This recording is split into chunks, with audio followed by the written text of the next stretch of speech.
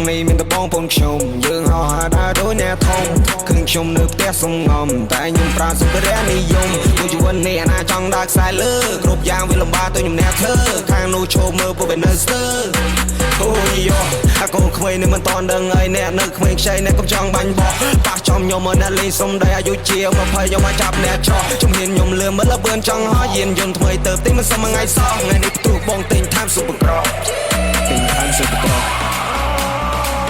I'm watching gang ថែមស៊ុបក្រ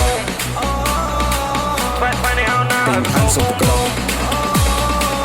I'm watching gang ថែមស៊ុបក្របាត់បាត់នេះណាទិញថែមស៊ុបក្រអាកូនក្មេងនេះមិនតន់ដឹងអី